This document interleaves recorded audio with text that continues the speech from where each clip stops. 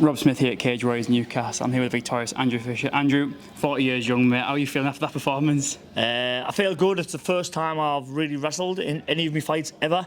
So the third round I was definitely like, "Whoa, this is definitely harder than boxing." But I still felt like I could push it through, and that as well I did. I think you showed a really, composed and well-rounded performance tonight. You mixed up the striking well. They said the rest of them was what really won you that fight. He had no answer for the takedown. So was that the game plan coming in tonight?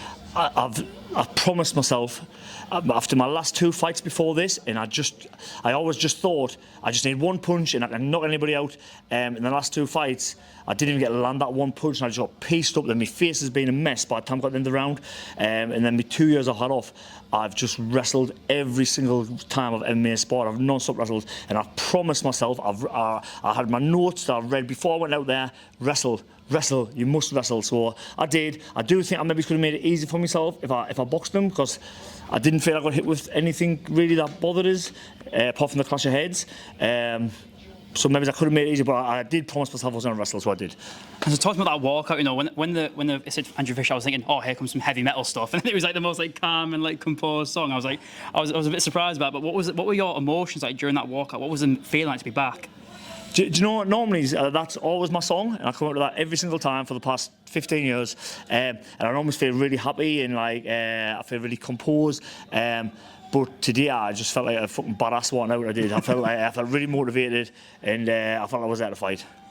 And so you talk about the clash of heads. When that initially happened, were you worried that the fight was going to get stopped due to the cut, or was it kind of spur you on even more to try and finish the fight? I'd have to watch it back, but it was when I took him down. I don't know if he sat up when we clashed heads, and I felt my face go warm, and I seen it, and then I started to panic, thinking, "Oh, they're going to stop. I need to finish him. They're going to stop this." So I was trying to anxiously hit him, but he was just holding it in, and then.